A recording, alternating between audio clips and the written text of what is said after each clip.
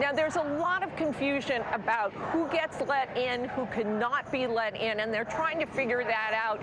And Congressman Jerry Nadler, who was here about a half hour ago, he said that part of the confusion stems from that nobody has gotten exact orders as to what's supposed to happen, and now that's compounded by the fact that it's a Saturday and there are fewer government officials working on this day.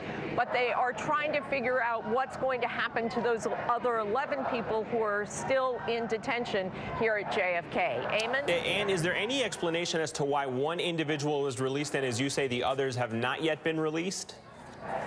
He had an attorney, Mark Doss, who has been working on his behalf, and Mark Doss has another client who is being detained.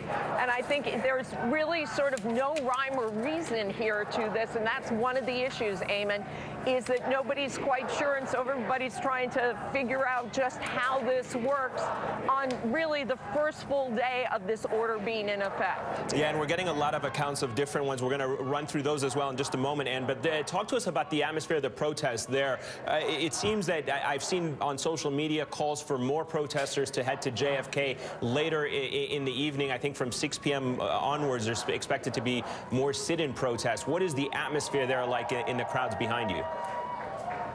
You know, people are upset. They have come here this, Eamon, really sort of strikes, I think, for a lot of people at just what America is and who Americans are. Many of these people have expressed the sentiment that, look, this was a nation that was built on immigrants, and you can hear them saying, build bridges, not walls. This is a country that has traditionally welcomed people from all over the world in all kinds of situations. It's a country that has welcomed refugees, has tried to help people make their lives better, and see this, what they feel is a 180-degree turn, is very upsetting to them.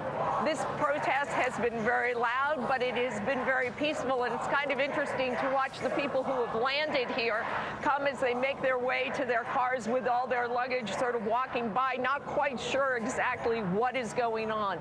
But there is no question that the sentiment is very strong and very passionate that this executive order is something that these people feel is ultimately un-American. Eamon? All right, NBC's Ann Thompson at JFK International Airport. Thank you very much. Obviously, a lot of confusing pieces to all this. We're going to address all of that throughout the course of the day. But JFK is not the only airport where the impact of that executive order is being felt, as we were just saying there. Multiple incidents have already been reported since President Trump took that action late afternoon on Friday. In Egypt, a security source at the Cairo airport confirms to NBC News that an Iraqi family of 5 was not allowed to board an Egypt air flight to New York because of the executive order that was issued. The source says that the family is being held at the airport until they can return to Iraq on Sunday. The Dutch airline KLM says it didn't allow 7 passengers on a flight to the U.S.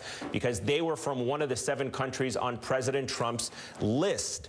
The airline says, we would love to fly all of our passengers to their destinations, but they would have been denied entry, I should say. They would have been denied entry once arriving into the U.S.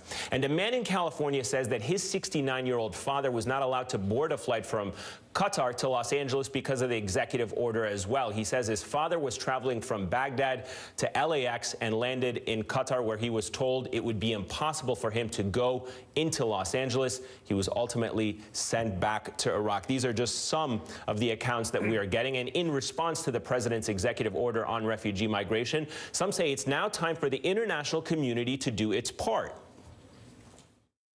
It is an opportunity now for other countries in the world to step it up.